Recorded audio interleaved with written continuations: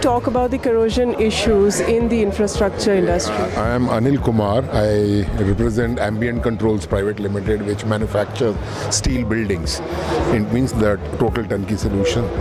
This whole event was very interesting for us from the point of view that steel does require a lot of attention and protection from corrosion.